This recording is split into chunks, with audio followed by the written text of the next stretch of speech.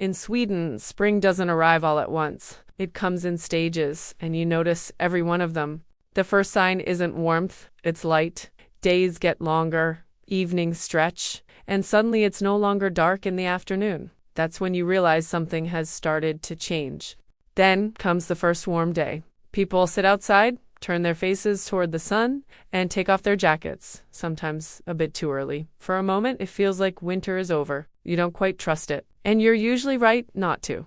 The cold returns, sometimes snow again, not for long, but long enough to remind you that spring in Sweden doesn't move in a straight line or in a predictable one. But gradually, things begin to settle. The snow disappears, water starts moving again, and the ground reappears after months of being covered. The change is slow, but consistent enough to believe in.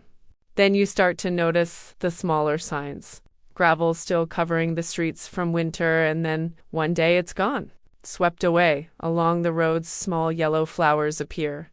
In the forests, white anemones begin to spread. The first bees return. And suddenly, it's not just light anymore. It's movement.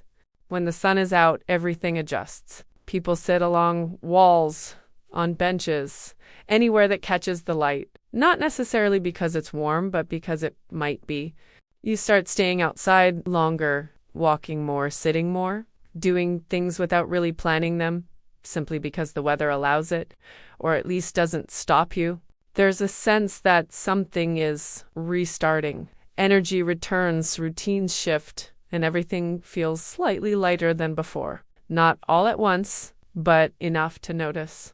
Spring in Sweden isn't a season you arrive in. It's something you move through, step by step, until you're suddenly there. And even then, you don't fully trust it. Not yet.